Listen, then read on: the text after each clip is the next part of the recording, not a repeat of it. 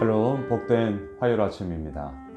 오늘은 요한계시록 3장 14절로 22절의 말씀, 두드리노니 문을 열면, 이 제목으로 말씀 나누고자 합니다. 소아시아 7교회 가운데 오늘 마지막 라우디게아 교회 이야기인데요. 자, 정말 많은 분들이 알고 있는 9절부터 함께 나누죠. 20절입니다. 볼지어다 내가 문 밖에 서서 두드리노니 누구든지 내 음성을 듣고 문을 열면 내가 그에게로 들어가 그와 더불어 먹고 그는 나와 더불어 먹으리라. 여러분, 이 말씀 너무나 유명하죠. 언제 많이 사용되어집니까? 전도할 때, 사형리나 또한 다른 전도하는, 영접하는 그런 모든 말씀에 이 구절이 늘 쓰여지는 것을 우리는 보게 됩니다. 근데 여러분, 제가 좀 브레이크를 걸려고 합니다. 사실 이 본문을 전후 문맥을 보세요. 3장 20절은 누구에게 하는 얘기입니까? 예, 라오디게아 교회의 성도들에게 말하는 겁니다. 자, 지금 차이점이 느껴지세요? 우리가 흔히 이 구절을 전도할 때, 또 예수 그리스도를 영접시킬 때 이 구절을 쓴단 말이죠. 왜? 당신의 문을 두드리는 예수님을 당신이 마음을 열고 받아들이면 그와 함께 더불어 먹으며 함께 거하는 삶을 살아갑니다. 어떻게 이 시간에 마음의 문을 여시겠습니까? 인정하시겠습니까? 고백하시겠습니까? 이러한 근거로 이 구절을 쓴단 말이죠. 근데 여러분, 성경을 읽을 때 우리는 전후 문맥을 반드시 보셔야 됩니다. 이 구절이 나오는 누구한테 쓰는 거예요? 사도 요한이 안 믿는 사람에게 쓰는 게 아니잖아요. 누굽니까? 이미 교회를 다니고 있는, 라오디게아 교회를 다니고 있는 성도들에게 쓰고 있다라는 거죠. 자, 그러면 이 구절이 무엇을 의미할까요? 답부터 말씀드릴게요. 다시 오실 예수님, 그 주님의 재림을 기다리는 자로서 우리가 가지고 있어야 할 태도를 얘기를 합니다. 자, 예수님은 지금 문 밖에 서 계세요. 문 밖에 서 계세요. 그리고 서 계신 주님께서 문을 두드리세요. 무엇을 의미합니까? 다시 오시는 바로 그날을 얘기하죠. 주님이 다시 오셨어요. 그 다시 오심 그 가운데서 우리가 어떻게 해야 됩니까? 문을 두드릴 때에 그 음성을 듣고 문을 열어요. 무엇입니까? 항상 그때를 기다렸다라는 거죠. 주님의 그때를 기다렸다는 거예요. 이렇게 정리를 할 수 있겠죠. 다시 오실 예수님을 갈망하며 기다리는 우리에게는 이제 무엇이 있습니까? 예수님과 함께 더불어 먹고 더불어 거하게 되어지는 함께하는 영원한 생명의 기쁨이 우리에게 주어졌다라는 그 약속을 오늘 이 본문은 얘기하고 있다. 자, 이해가 되십니까? 우리의 태도를 얘기를 합니다. 예수님께서 오시는 그날을 기대하며 우리가 어떻게 살아야 하는 것인가. 이렇게 기다리는 자에게는 예수 그리스도와 함께 먹고 더불어 살아가는 놀라운 영광의 이야기가 주어진다. 이 약속의 말씀이 요한계시록 3장 20절이라는 거. 이거를 먼저 우리가 결론으로 잡고 오늘 본문을 시작하겠습니다. 자, 7교회 예수님께서 자신을 소개하면서 늘 달리 말씀하세요. 16절을 보십시오. 14절을 보세요. 라오디게아 교회의 사자에게 편지하라. 아멘이시요 충성되고 참된 증인이시요 하나님의 창조의 근본이신 이가 이르시되. 아멘. 충성, 참된 증인, 그리고 창조의 근본이시니. 자, 왜 이렇게 자신을 소개하고 있을까요? 17절을 보십시오. 네가 말하기를 나는 부자라 부여하여 부족한 것이 없다 하나. 자, 여기까지요. 라오디게아 지역은요, 잘 살았습니다. 이들 말처럼 나는 부자야, 나 부여해, 나 부족한 것 없어. 이 생각으로 살았다는 거죠. 그래서 오늘 14절에 보시면 예수님께서 말씀하십니다. 진짜 너 부자 맞아? 너 부여함이 어디에서부터 오는 줄 아니? 그러면서 자신을 소개해요. 아멘. 아멘 뭡니까? 진실로. 진실되시고 충성되고 참된 증인이 되고 무엇보다도 창조의 근본이시니가. 네가 부자다라고 얘기를 하지만 그 부요함이 너로부터 주어진 것이 아니라 바로 나로부터 이루어지는 거야. 이것에 대한 분명함들을 예수님께서 말씀하고 계시죠. 라오디게아 교회, 이 라오디게아. 여러분 터키 성지순례를 가시면, 여행을 가시면 히에라폴리스 또는 파묵칼레라는 곳. 여러분 네이버나 다음에서 한번 검색을 해보세요. 파묵칼레 또는 히에라폴리스. 그러면 제일 먼저 나오는 게 뭐냐면 온천이 나옵니다. 온천. 대략 라오디게아 지역에서 북쪽으로 9km 떨어졌습니다. 제법 떨어져 있죠? 자, 그 히에라폴리스, 파묵칼레에서 흘러나오는 온천물이 수로를 따라 라오디게아로 왔어요. 또 한 곳, 골로새. 이곳에서는 아주 물이 찬 걸로 알려졌다고 합니다. 그 지역에서 또 찬물이 이렇게 와요.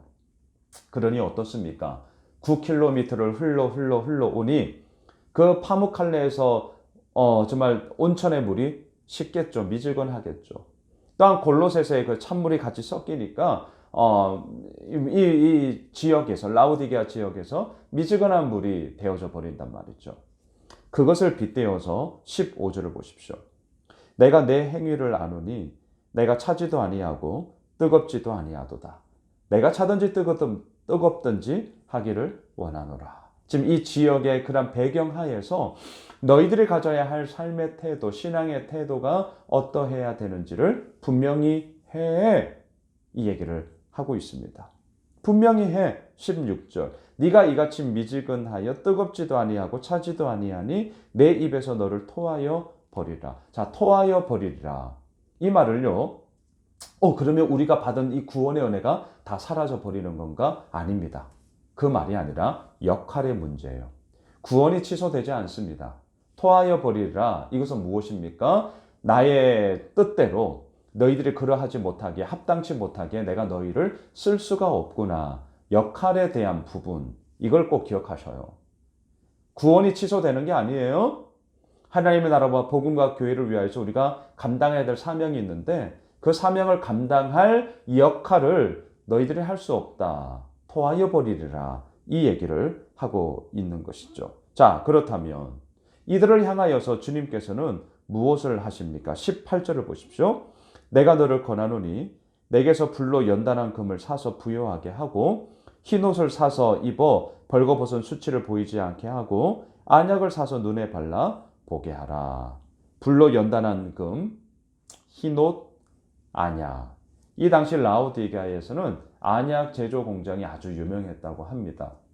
진짜 안약을 사서 발라라 이 말이 아니라 무엇입니까? 그만큼 어두워진 눈, 영안을 열어 하나님으로 말미암아 밝히 보여주시는 그 말씀을 따라 너희들이 어느 길로 가는 것이 옳은 것인지를 보라는 거죠. 흰옷은 무엇입니까? 정결함이죠. 순결함이죠. 그 정결함과 순결함으로 너희들이 살아가야 된다. 불로 연단한 금, 순금을 얘기하죠. 그 믿음의 순금, 정말 모든 불순물들이 다 사라지고 제거되어지고 남아있는 온전한 믿음으로써 너희들이 주님 아버지 앞에 그 부요함의 은혜가 무엇인지를 알아야 하는 거다. 이 얘기를 하십니다. 19절. 물은 내가 사랑하는 자를 책망하여 징계하노니 그러므로 네가 열심을 내라 회개하라. 자, 사랑하는 자를 책망하세요. 왜 책망할까요? 사랑하는데 왜 책망해요? 우리는 부모로서 이 마음을 알죠. 사랑하는데 왜 책망하냐고요? 그래야 그 자녀가 더욱더 온전하게 자녀답게 살아갈 수 있기 때문이죠. 내 자녀가 아니에요. 근데 정말 잘못하고 있어요. 몇 번 권면을 할 수 있겠죠. 하지만 남의 자식, 책망? 난리 나죠. 지금 무슨 뉘앙스인 줄 아시겠습니까? 사랑하기 때문에 책망하는 거예요. 왜? 내 자식이니까. 내 자식이 자식답게 하나님의 온전한 사람으로 그렇게 자라가기를 원하는 마음이 있기 때문에 사랑하니까 책망하는 거죠. 사랑하니까 책망하는 거예요. 그러면서 말하세요. 열심을 내 회개해. 자, 여기서 열심이 뭐냐? 분명한 태도를 얘기합니다. 분명한 태도의 의미가 있어요. 태도를 분명히 함으로 말미암아 하나님의 그 부요함 가운데 내가 부요해가 아니라 하나님의 부요함으로 인해서 내가 오늘도 그 은혜 가운데 살아가는 거야. 이 사실을 알 때에 돌이키는 거죠. 회개는 돌이키는 것 아니겠어요? 나의 부유함의 이야기 속에서 이제는 하나님의 부유함의 이야기로 돌이키게 되는 거죠. 그런 가운데 제가 서두에 봤죠. 20절 볼지어다. 다시 오실 그 주님을 기다리는 그 분명한 태도와 돌이킴의 회개를 통하여서 하나님이 오시는 바로 그때에, 주님이 재림하시는 바로 그날을 기대하며 어떻습니까? 분명한 믿음의 그런 태도를 가지고 견지할 때에 결국 주어지는 약속이 있어요. 그와 더불어 먹으리라. 그와 더불어 함께하리라. 말씀을 정리하겠습니다. 우리들은 분명한 태도를 가져야 합니다. 열심을 내십시오. 여기서 말하는 열심은요, 우리가 하나님을 믿는 자로서 취해야 될 바른 자세, 분명한 목적을 가지고 하나님 나라와 복음과 교회를 위하여 달려나가게 되는 우리들의 모든 삶의 분명함을 얘기하는 것이죠. 그리고 다시 오실 주님을 기다리는 자로 오늘도 우리는 살아가고 있습니다.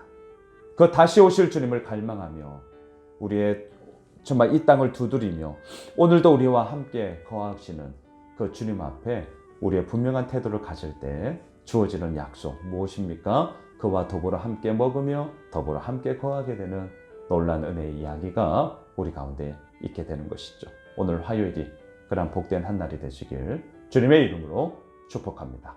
하나님, 그렇습니다. 다시 오실 그 주님을 기다립니다. 또한 그 주님 앞에 우리의 모든 마음을 내어 맡기며 분명한 믿음의 태도를 가지고 아버지 앞에 서겠습니다.